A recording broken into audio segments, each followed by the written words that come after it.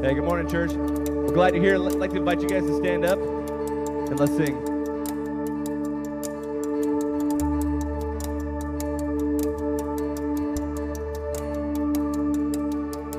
Saturday was silent, surely it was through.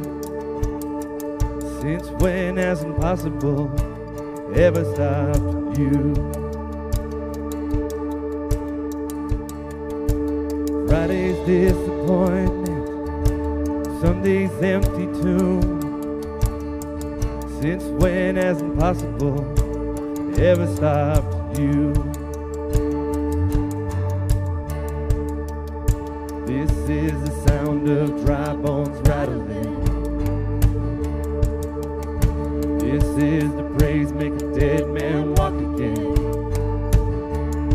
Open the grave, I'm coming out. I'm gonna live again. This is the sound of dry bones rattling.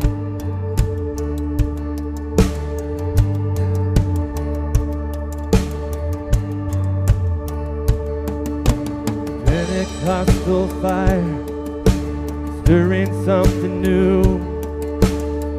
You're not gonna run out of miracles anytime soon. Resurrection power runs in my veins too, yeah. I believe there's another miracle here in this room. This is the sound of dry bones rattling. This is the praise make a dead man walk again. Open the grave, I'm coming out. I'm gonna live again. This is the sound of dry bones rattling.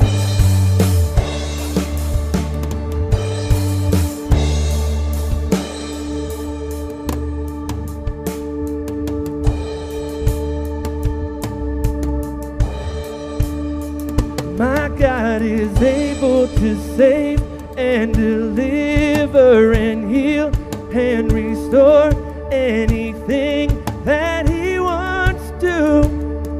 Just ask the man who was thrown on the bones of Elisha if there's anything that he can't do. Just ask the stone that was rolled from the tomb in the garden what happens when God says to move. I feel him moving it now. I feel him doing it now. I feel him doing it now. Do it now. Do it now. This is the sound of dry bones rattling.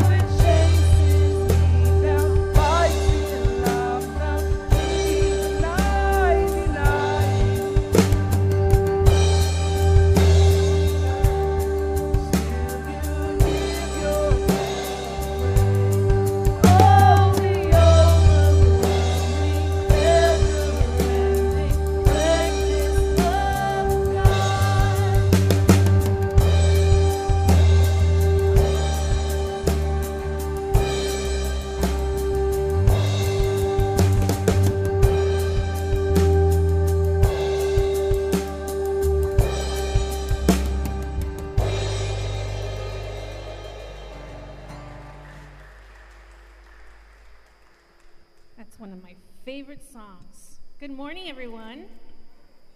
Oh, there's coffee outside, guys. Good morning, everybody. Lots and lots of coffee outside. I feel like the other day I made a joke about nobody had their Wheaties, and my kid's like, Mom, you totally aged yourself. So I'm not going to talk about Wheaties, but there is coffee outside, so if you need some energy, we have some music and coffee. I think we'll all wake up by then. So I'm here to tell you a little bit about what we have going on at Church 180 and also give you some reminders. So the first reminder is, if you are new here, please fill out a Connect card. If you're a frequent flyer, fill out a Connect card. Everybody fills out a Connect card. This is the way we stay connected to you. This is the way the church stays connected to let you know what's going on, some of the projects we have, some of the things we do as a church. And also, we'll be able to connect you to our Discover 180 on April 24th. So if you're new here and you don't know too much about the church, or you want to learn more about our Church 180 and the things that we do in our community, April 24th after service, we will have Discover 180. I believe lunch will be provided, right, Tony? Lunch and childcare. And you'll learn a little bit about the church projects we have going on, the things that we do in our community, and just the people that we help. You're going to hear a little bit about the friendships that we have here and the relationships we have here at Church 180. But one thing you might not hear about is something that I have gone through while on my journey to find Jesus here. And this church is one of the biggest blessings I've had. And I hope that you guys can find that blessing too. I've found people in this church that have really, really stepped up to be an example of what Jesus would have done in the past. They do that now. And I tell you this because I grew up in a very tough environment, but at the age of 24, I was diagnosed with a debilitating pain disorder. And there are days when I want to give up. My pain is so hard that I just want to give up. And sometimes I don't want to come to church because I'm in pain. And one of the things that I notice is just when I'm about to give up, I get a text. Either from Bernie at the church, Maritza, Kyra, Isabel, somebody is being utilized by Jesus to help me keep going. Every single time I feel like giving up. So that's one blessing that I found here at Church 180. I hope you guys can find something similar blessing. To me, it's been amazing. The week that I felt so good, I didn't have any pain. My husband falls ill. And there I am again, trying to not give up. And what happens? I get a text from Kyra. I get a text from Tony. I get a text from somebody, always, and that I believe firmly in my heart is being utilized by God to make sure that I'm on my journey and I stay straight in my journey and that I don't let go of my relationship with Jesus. So I hope all you guys can learn a little bit about us and that kind of relationships we have here at Church 180. We don't let each other give up on anything, life, marriage, kids, all that stuff. So please join us if you're new on April 24th for Discover 180. You'll hear more about what we do here as a church. Now, another thing to remind you of, we have Easter invite electronically if you wanted to send it to your friends and family, and what I say, my family, which are the friends that I've adopted as family, but not necessarily are blood related. You can send it to them. Bring everybody to Easter. Bring everybody that you know to Easter. We'll have 2 services, 9 a.m. and 11 a.m. We will have Easter egg hunt in between, right, for the kids. And we'll just celebrate together, the rising of Jesus again and blessings we have here as a church. So please don't forget, that's next week. Invite as many people as you can so they can learn more about Jesus as well.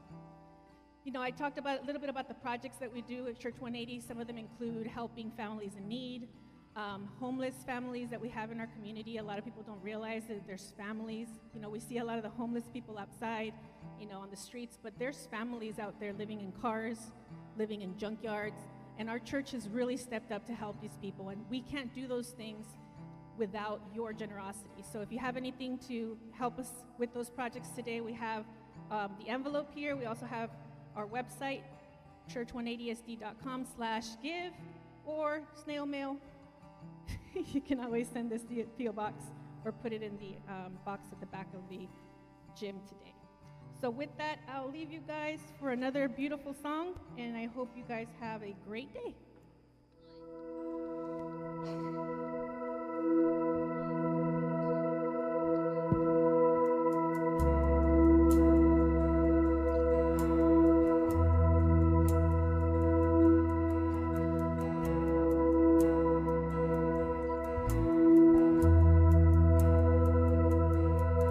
When the road runs dead, you can see a way out. And it makes no sense, but you see that what faith is for. When I see a flood, you see a promise. When I see a grave, you see a door. And when I'm at my end, you see where the future starts.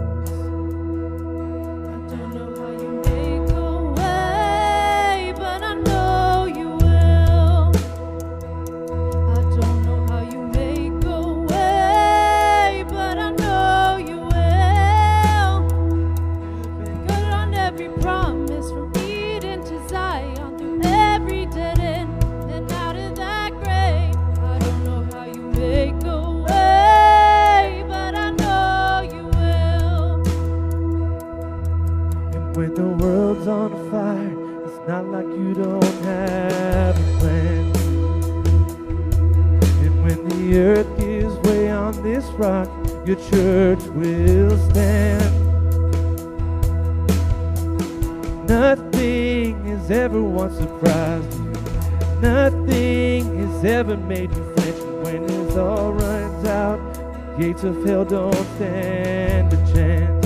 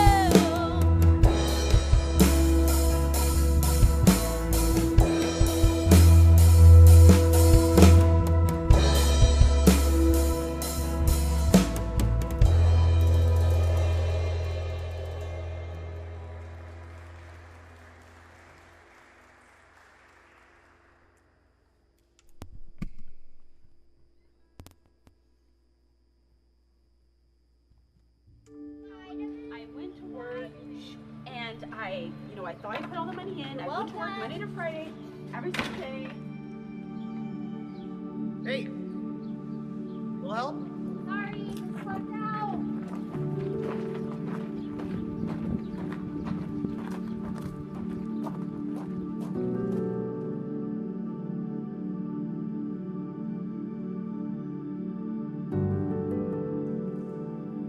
I had to get out of there, but I don't know if I'm ready to go home. I know I'm tired of sleeping on friends' couches. I don't know if they're ready to have me back, but I know I'm tired of feeling lost. I think I remember a story a couple years ago about a hiker that got lost out here. Man, it'd be pretty easy to get lost. I mean, look, all the trees look the same.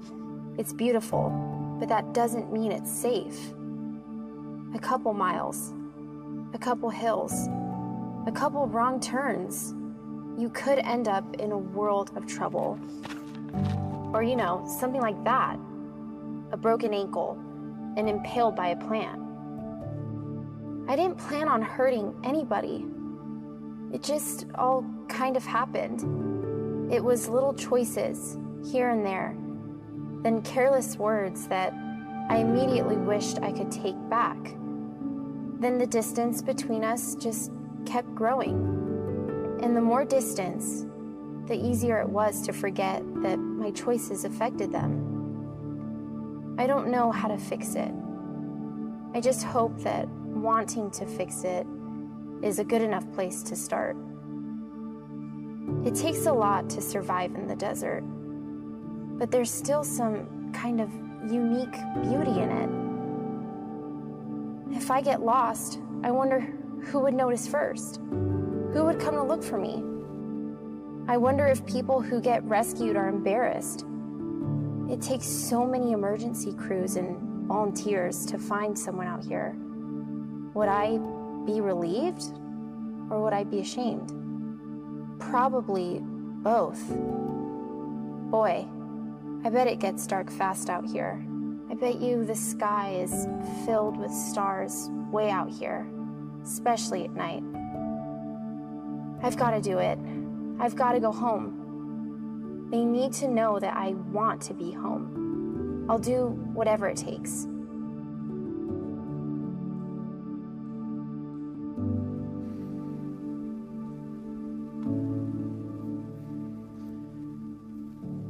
How's it going? Good morning, y'all. We get that coffee yet? Hey, I don't know if you've ever been lost, but there's a time that particularly stands out to me. And Kelsey and I were in our first year of marriage, and we decided that we would book a cheap flight to Italy. And it was a cheap flight because we ended up finding out after we booked the ticket that we actually flew into Heathrow and out of Gatwick, and we had to figure that out on our own. And then we flew into JFK and out of LaGuardia, and we had to figure that out on our own. So it was a cheap ticket, you know, with a lot of commuting and cab expenses and stuff. So we booked this cheap ticket to Italy, and then we booked this cheap room, okay? And the cheap room was on the south part of Rome, like pretty far south, next to the train station, which I didn't really plan, but was very convenient. And no one spoke English there in the south part of Rome. There's all kinds of places where you can get by, but this was not one of those places. And so I remember the first night we went out to dinner because we got in a little bit late. We went out to dinner, and I had my phrase book out, and I said basically the equivalent of "surprise me" for 55 euros or something like that. And we were adventurous. It was fun and everything. But every single night, I really looked forward to dinner in Rome. Like, are you kidding me? Like, give me that Italian cuisine. And so we would search long and hard. Kelsey and I got in a couple of our first really bad fights over this because I would want to walk for 2 hours before we chose the right restaurant, and she'd be like, "Can we just pick one?" And I'm like, "Well, we got 5, 4, 3, 2, and 1, and that one's a mile back there." And she's like, "No, we're going to this one." And so this particular night, we had taken a bus to the far northeast side, okay? And we did our best. We did our best to take this bus. And we got to what the exit was that we thought it was, and the bus just kept going past the exit. And then it just kept going, and it didn't stop. And we're like the only ones on the bus. And then it just kept going, and we were like at the end of the line, and the bus pulls over. Nobody speaks English. The bus pulls over. The driver gets out, hops in his car, and goes home. And leaves us here. We didn't know. The small bit of information, all the bus drivers went on strike that night. So he went and parked it and went home. And here we are. This is before, you pull out your phone in a foreign country and you look at the little blue dot, okay? Let's just get that straight. I'm in a guidebook with, paper map directions without specific streets, big landmarks. And we're on the far northeast side of Rome, and Kelsey's about to cry as we start to find our way back. See, today and we made it back. It took a long time and more tears and fireworks, and that'll come in another sermon, but we made it back. And I say all that to say this, okay? The story that we're going to enter into for our last week of 79 Miles with Jesus is about a guy who was lost and didn't quite know it until he found Jesus. So we're going to pick up, we're week 4, real quick, in 79 Miles with Jesus. And if you're just joining with us, we are talking about the 79-mile journey from Galilee, where Jesus was raised, where he was born, where he did ministry, to Jerusalem, where he would eventually be buried, killed, buried, and resurrected from the dead, which is why we celebrate Easter. And so this is our specific Church 180's road to Easter that we're talking about. And while we're at it, Raquel has already mentioned this, but next week is Easter. Okay, so we have digital invites for you. We got paper invites as you leave the place today. We're doing 2 services next week. We have an egg hunt between. It's going to be an amazing, fun Sunday here at Church 180, but most of all, we are going to lift up the hope that we can turn toward because Jesus was resurrected. Literally, that's we're going to spend the whole morning talking about the resurrection. We almost titled it the resurrection. Is it really fake news and stuff? But we're going to talk about the validity of the resurrection and what that means for us. But today, before we go there, we're going to look at a story on one of the last stops that Jesus had on the road to Jerusalem. And so he passes through, in this story, a town called Jericho. Anybody heard of Jericho?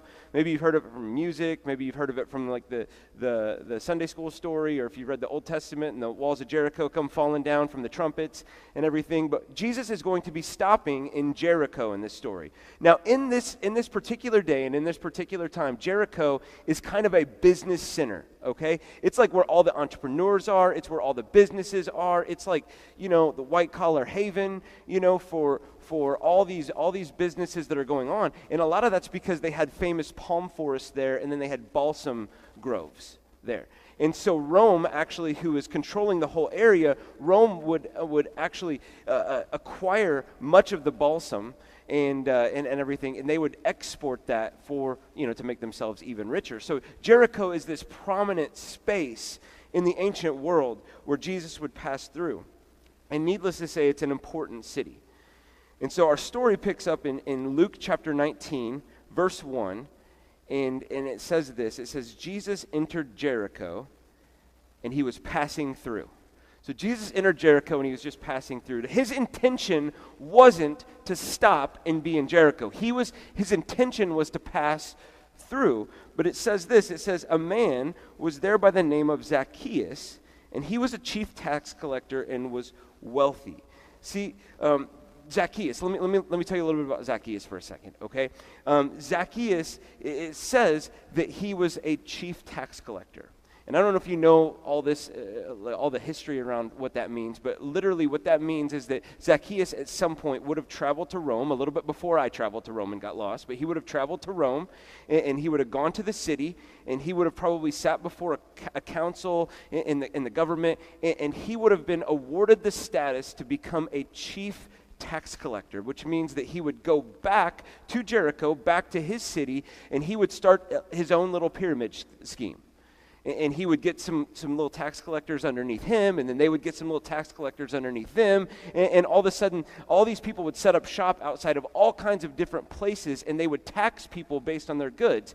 And all of that money would flow, a lot of that money, a percentage of that money would flow back up to Zaccheus. Now, they had to give Rome their cut, but then they would also take a cut themselves, and then Zaccheus would get his cut as well. You get what I'm saying? Like, so Zaccheus isn't just, like, tax collectors would get very wealthy because they would rip people off.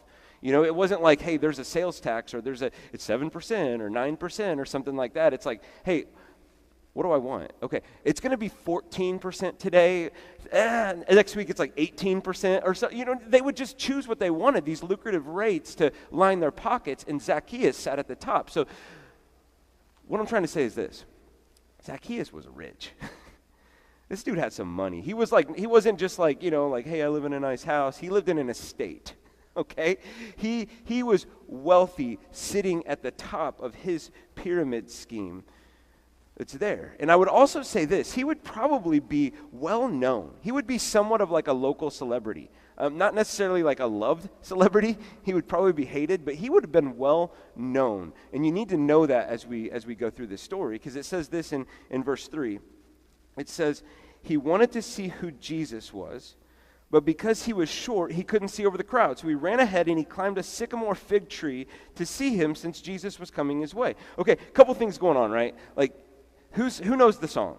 As you know, anybody know the song? Show of hands. I am very happy that not many of y'all know this song, okay? It almost wrecked me as a kid. No, never mind. Good for you if you don't know. But Zaccheus was a wee little man, and a wee little man was he. He climbed up in a sycamore tree for the Lord he wanted to see. Okay, and so that's the song. And I learned it growing up in Sunday school, and it almost destroyed me in my faith. But it did.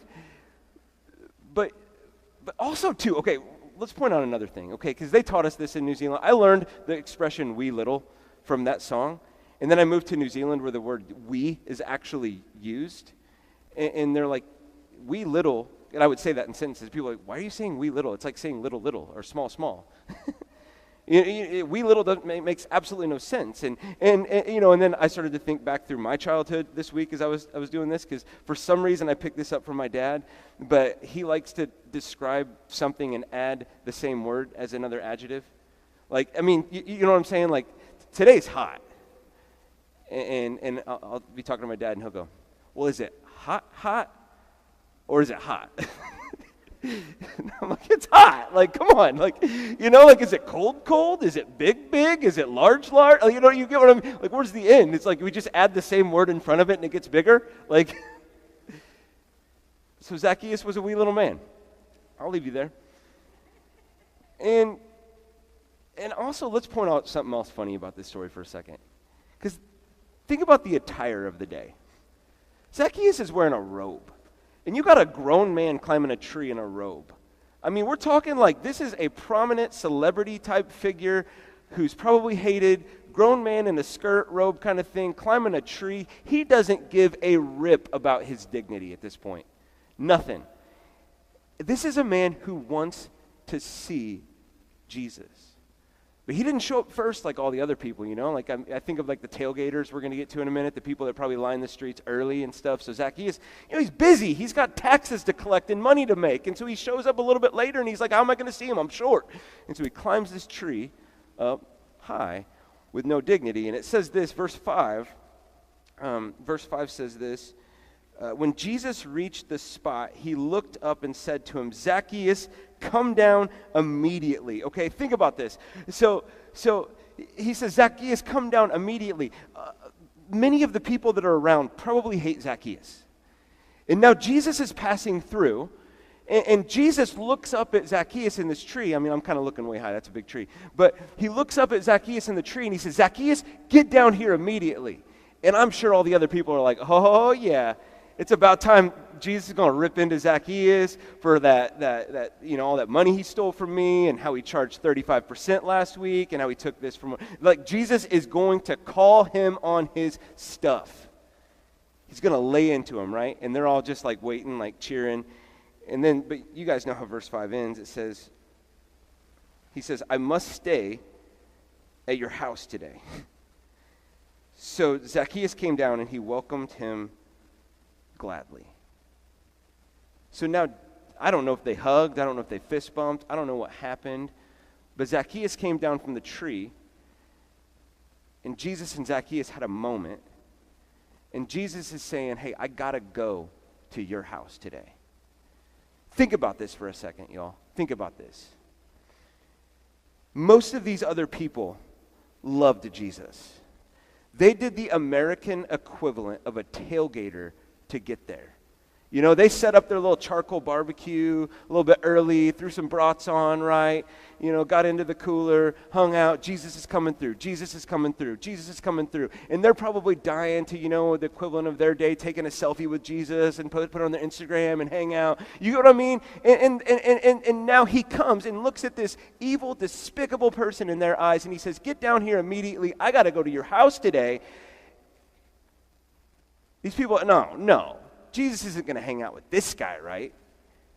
Right? Like, he's not going to hang out with, like I would kill to have dinner with Jesus. I was just hoping to snap a picture. I didn't want dinner. And he goes to Zacchaeus' house. And it says this, it says, verse 7, all the people saw this and they began to mutter. What's muttering? Am I doing it right? Is that right? Okay. And so they said this. They said, Jesus has gone to be the guest of a sinner. He's gone to be the guest of a sinner. See, now, a lot happens between verse 7 and verse 8. And we're gonna play around with that for a few minutes. But I need you to get something real quick, because the dinner's happening, people are talking, people are gossiping. Why is Jesus hanging out with Zaccheus? Why didn't he, give it to him and lay into him? And I was thinking about this quote that a pastor that I like to listen to named Andy Stanley says a lot. And I think I've said it here before, but it's worth saying again. He says this, I think we have it up here, the quote from Andy Stanley: people who are nothing like Jesus. People who are nothing like Jesus liked Jesus. Isn't that fascinating? Like, you find all the time that people who didn't look like him, think like him, talk like him, live like him, whatever, but when Jesus would come around, they would be so intrigued and they liked Jesus. And so you see in this instance, Zaccheus is like, man, I gotta, sure, I'll break out the fine china, I'll break out the estate thing, like we'll cook up some ahi tuna with some, I don't know why that comes to my mind, but you know what I mean. We're gonna eat something nice today, and here's what I want to say about this quote, though. I hope that I can be that kind of person, where people who are nothing like Jesus, I don't want to even throw myself, nothing like Jesus, like me, and I want to lead that kind of church, where people who are nothing like Jesus like Church 180. Where they like us as people. See, I get this question. I've said this before. We want to be a place where people can come and be a part of a family, and they can belong here and find a family here before they ever believe anything, in so many ways. But I get this question quite frequently over the last several years. But it's like, hey man, if so-and-so who lives such and such a life, if they showed up at your church, would they be welcome? And my honest answer to that all the time is, I really hope so. I hope that most people, outside of a few things we could talk about later, I hope that most people could walk through the doors of this church and they could sit in these seats and they could drink coffee and eat snacks and rub shoulders with you guys and hang out without believing anything. They would not feel judged. They would feel welcome. They would feel that this would be an environment like Jesus, where people who are nothing like him, like him. And that this would be that kind of place for that. And see, I can empathize with the crowd because they've been tailgating. But Jesus chooses this guy. And I think about, okay, the whole time, while this is going on, because you guys, Matthew, Mark, Luke, and John, the Gospels, the 4 accounts of Jesus, and all the while, there's one guy that's sitting there in the group, right? And he gets it. The other disciples are like, no, we were just passing through. Like, we're not supposed to stay. We're just passing through. We're going to Jerusalem. But one guy's like, oh, I remember when I was a tax collector, and Jesus called me along for the journey. Matthew, right? And Matthew, I think he wasn't like the chief, but he was like a tax collector, and he was hated, and, probably some of the other disciples had a hard time with Matthew being a part of the crew, but Matthew's sitting there, in the thing, and he's like, oh, I get it. He's doing it again for him, what he did for me. I get it. And so Jesus is eating, and he's doing the whole thing. And if you go back to Matthew for a second in this verse, and you think about Matthew, okay, he actually records some of this 79-mile journey with Jesus. Matthew does.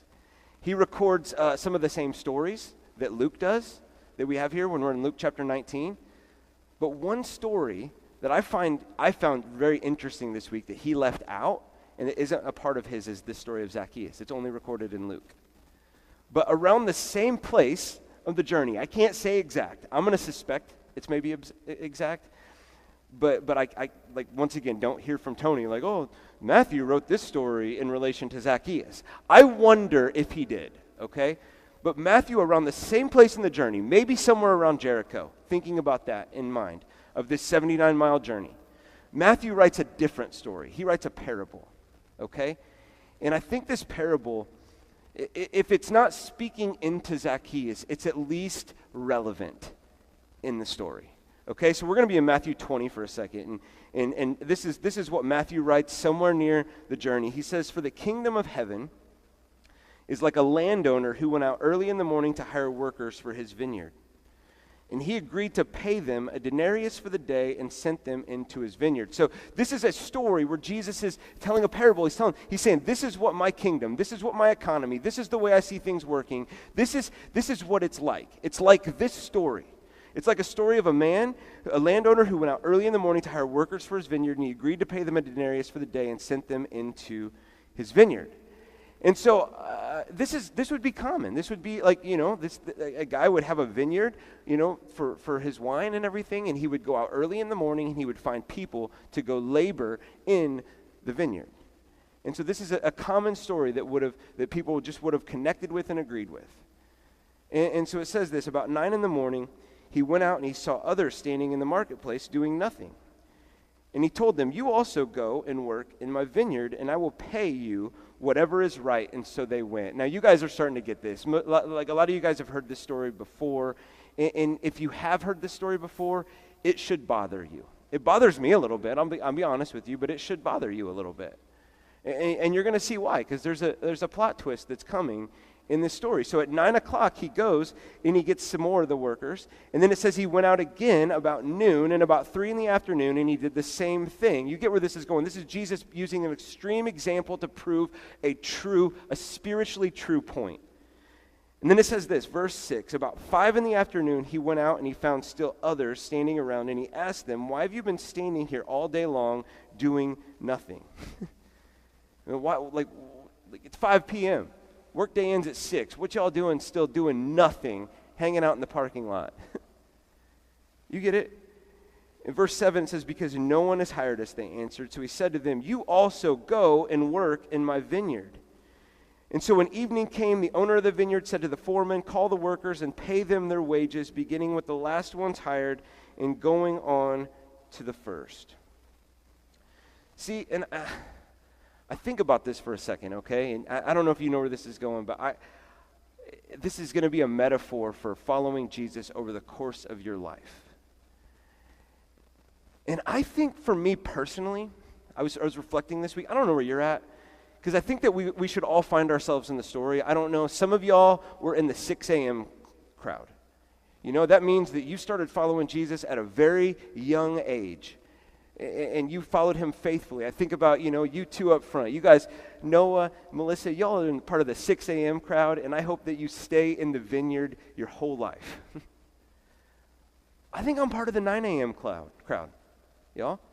I mean, I came to Jesus at 17.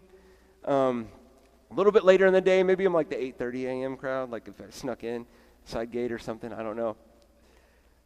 But, I had to start figuring out what to do with my Friday nights after I started following Jesus. Like, what do I do now on the weekends? Let's try to make some kind of explosives out of toilet bowl cleaner and aluminum foil. Anybody done that? No? Just me? Small town? Sorry. But still, 9 a.m., you're still getting into the heat of the day. And I'm only 37 years old right now, but I feel like I put in some work, I started out early.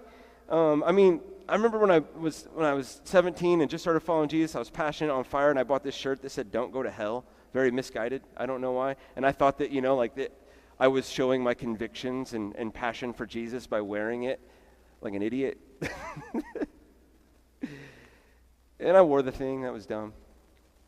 I was thinking about my journey. I bought T-shirts. I went to the concerts. I went to the conferences. I signed up to serve at my church. I started giving faithfully. I invited friends, and I led my friends to Jesus. Then I went into ministry and played a part in starting churches, and in different parts of New Zealand and here. And I still got a lot of time left. I'm feeling like I'm in the heat of the day in this story and everything. But you get what I'm talking about. I don't know where you're at in that crew, or where you're at in laboring in the vineyard, but verse 9 says this. It says, "The workers who were hired about 5 in the afternoon, they came and each received a denarius. So when those who came and were hired first, they expected to receive more." Right? So, the 9 a.m. crew, the 6 a.m. crew, they're like, wait a second. These lazy bums who got hired at 5 p.m. are going to get one full day's worth of work wages? We're going to get a lot. I wonder if he's paying a day's wages by the hour. We're going to get low. This is going to be amazing. And so when those came who were hired first, they expected to receive more, but each of them also just received a denarius. And when they received it, they began to grumble against the landowner. These who were hired last worked only 1 hour, they said, and you've made them equal to us who have borne the burden of the work and the heat of the day. You get what he's saying? Like, they're saying, man, like, these guys are not equal to us. Like I've got blisters on my hands. My muscles are going to be sore tomorrow morning. I'm not, like, y'all, I feel this, like if I do some manual labor, it's hard to walk the next day, right? In some ways. And you get what I'm saying? And they're like, wait a second, we're all going to get the same thing? That ain't right. That ain't cool, man. That's not cool. And then it says this, but he answered them, I'm not being unfair to you, friend. Didn't you agree to work for a denarius? Take your pay and go. I want to give the one who was hired last the same as I gave you. Don't I have the right to do what I want with my own money? Or are you envious because I'm generous? And see, that's kind of an ouch, isn't it, that passage? That's just Jesus getting all up in our face saying, I'm going to do what I want to do with what I got in your life. Take it or leave it in some ways. And see, don't you see that story being so relevant to the story of Zaccheus? Where everybody's like, wait a second, Zaccheus, it's not okay. Like, Zaccheus, he's not one of us. Zaccheus, he's not equal to us. Jesus, you should be hanging with me. You should be having dinner at my house. You should be talking to me. You should be letting me snap that selfie. You should be letting me in. And Jesus goes right into the mess, right into the person who showed up at 5 p.m., the person who did not deserve to be hired. And he says, I'm going to your house today. See, there's this passage a few passages that talk about Jesus coming full of grace and full of truth when he came. And so I want to share 3 quick points that I think that come out of these stories about the grace of God, about the grace of Jesus. So we're going to call them this: 3 truths about grace. It's this: grace is for everyone, and it's not fair. Grace is for everyone, and it's not fair. Let's start with the not fair portion yet. Literally, the word grace means an undeserved gift, meaning that none of us deserve it. So it's not fair. It's an undeserved gift given to you and me. I don't know if you ever heard that acronym, but I threw it on your note sheet. Like, a good way to remember the grace of God is God's riches at Christ's expense.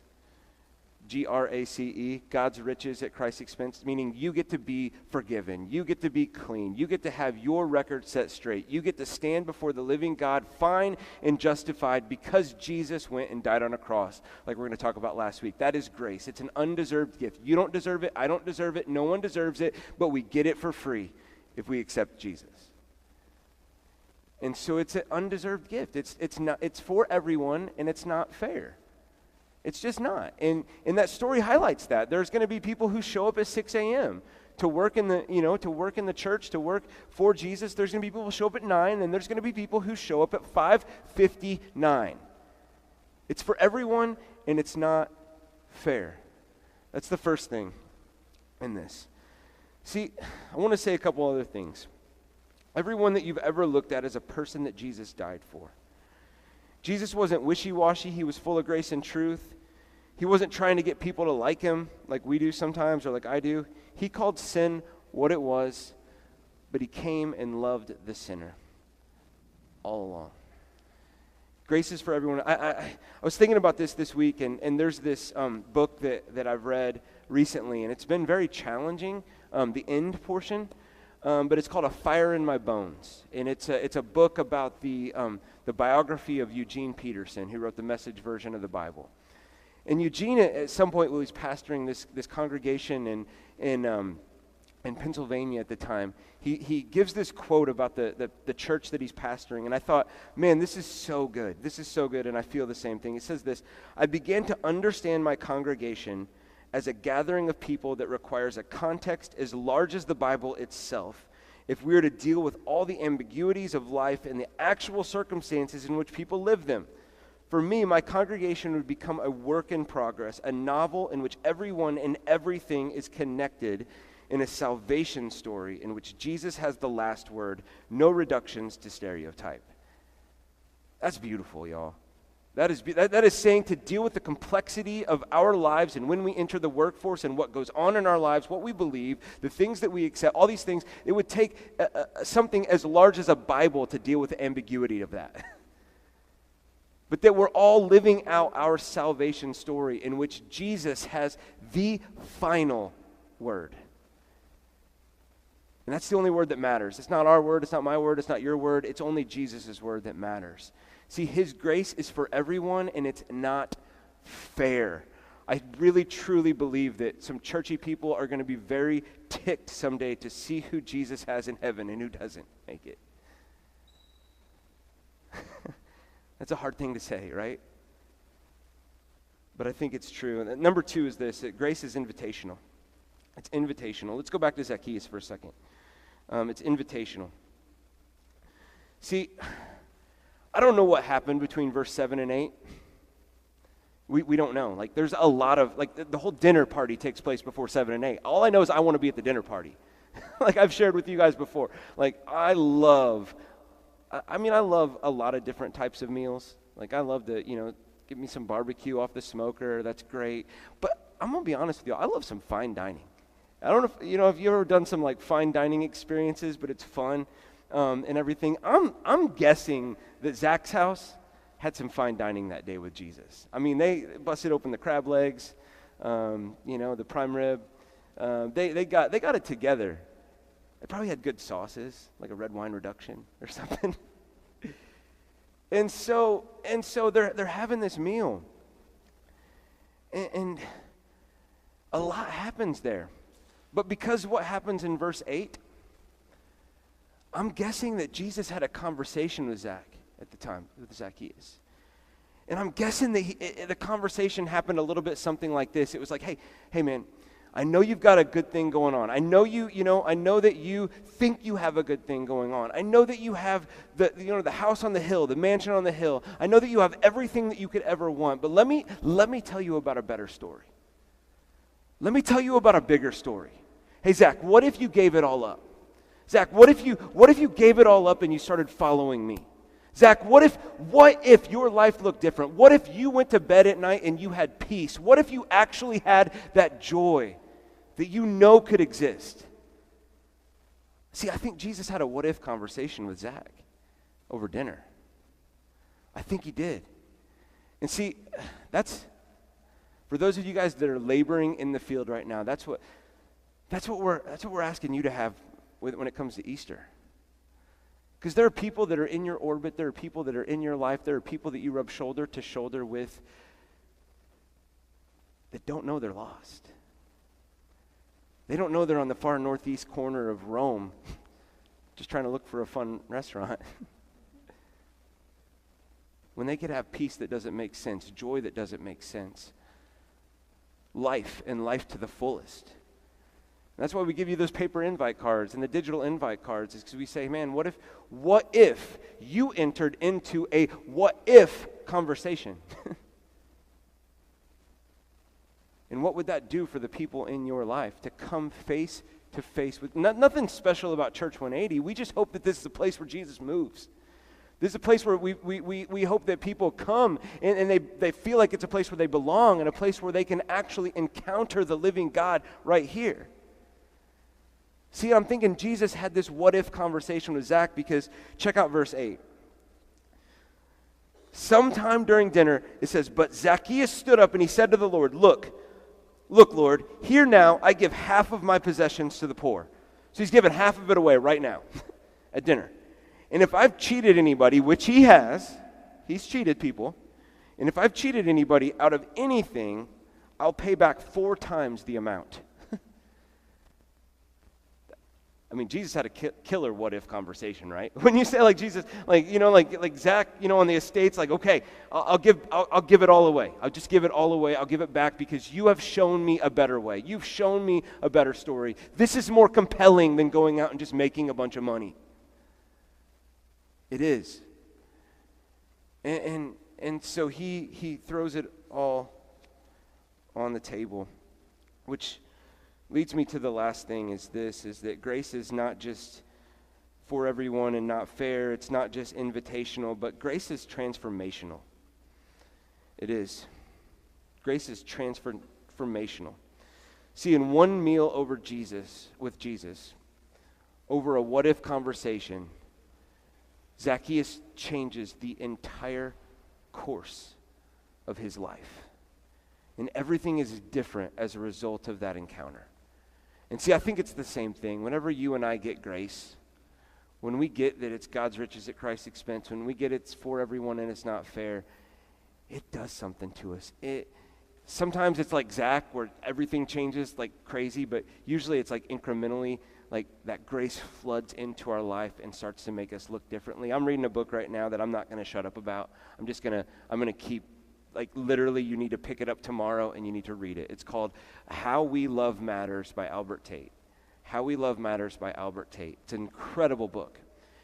And he's a pastor up in Monrovia, African American guy from Mississippi who writes about racial reconciliation and how how we love really does matter. But he tells this peculiar story in chapter 3 that I was listening to yesterday, and it was about this prisoner. He was ministering at prisons, and it was about this prisoner, and almost everybody that was in this prison that he would go to had killed somebody. Okay, like we're not talking like, you know, hey, we stole something, but this was like the worst of the worst here. And so he was dealing with this guy. We'll call him Larry. I can't remember his name, but he was dealing with this guy, and Larry had started to follow Jesus in prison. Like they were talking about the prison movement of all these ex-convicts who were murderers coming to Jesus in droves, where they had a church plant in the prison and the whole thing. And Larry had come to Jesus in prison. And he wasn't quite sure about the whole thing until he had one encounter, because he was getting beaten within an inch of his life by some people in the prison. And then he had an opportunity to yank a guy down by his leg and end it. And they let him go and the whole thing. And what he said to Albert Tate was, he said, you know when I know that Jesus is real? You know when I know that the grace of God was real? You know when I know that Jesus had got a hold of my life? When I didn't make that decision. The old me would have taken advantage and just ended him. But the grace of God flooded my life and changed me and made me different as a result of that. And what I'm trying to say is this, is that it may not be that drastic for you and it may not be that drastic for me, but the grace of God is transformational. And when we get it and when we sing about it and we set before it and we cognitively get it and it floods into our heart, it changes who we are, what we love and what we hate. It changes us and transforms us more into who Jesus wants us to be. And I love this because verse 9 is where I want to close today. Verse 9 says this. Oh, it's the next page. Jesus said to him, to Zaccheus, today salvation has come to this house because this is Abraham. And then I need you to hear this. I need you to hear this. For the Son of Man, they only said this 3 times in the New Testament, of what the Son of Man came. He came eating and drinking. He came not to be served, but to serve and to give his life for a ransom for many. And then it says this, for the Son of Man came to seek and to save the lost. Those who are lost. Those who are up on the northeast corner of Rome, Italy, not knowing how to get back to their apartment. He came to save them. I'm going to tell you a little story that's a little bit harsh for a second, and then we're going to close. I was talking to somebody in my community recently, the other day, and I hesitate because this stuff's being broadcast online. But I feel like I got to make this point as we close. I was talking to somebody in my community the other day that was talking about their church. And we talk frequently about some things. And he told me that, it's a pretty small church that he's a part of, that he really believes in the mission, and I'm not against small churches. We're a small church right here. But he talked about their mission and how their mission was to grow as deep as possible, each of them, almost like monk style, to grow as deep as possible in their faith. Y'all, I'm not against growing deep. But I was like, what do you guys do for, the community? What do you guys do to reach out? What do you guys do to, seek and save the lost? They just grow deep. I wanted to vomit in my mouth. I did. Y'all, I've said this before, and I hesitate, once again, but I'm just going to say it.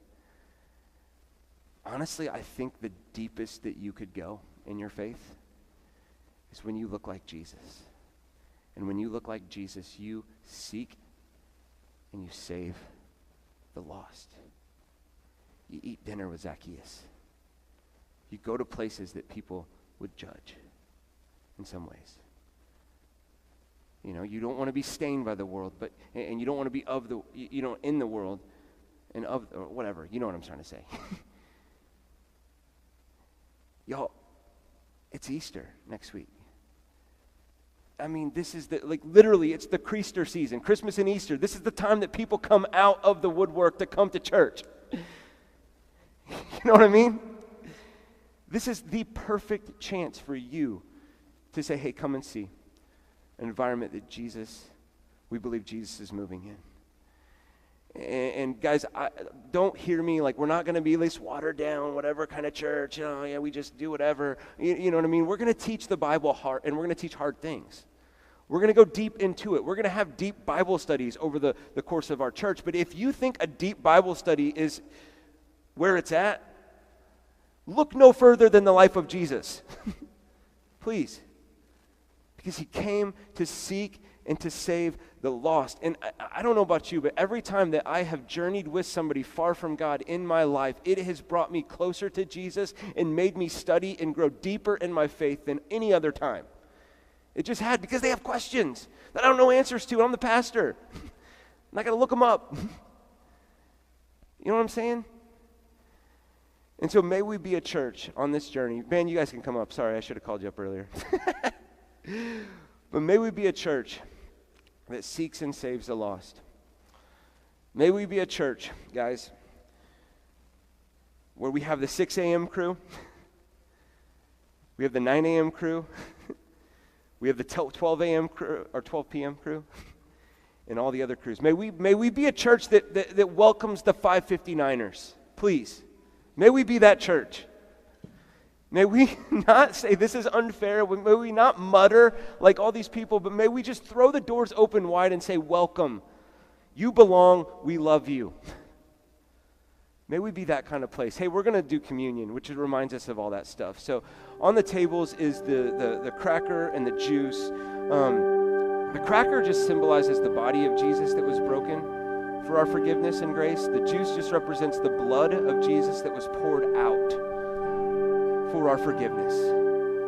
This is all so that we could be able to turn toward hope. And may we be a part of helping others turn toward hope with our lives. So Jesus, I pray over communion today. I pray that it'd be a time of celebration, that it'd be a time of thanking you for what you did for us. Lord, I pray that it'd be a time where we, God, maybe we just confess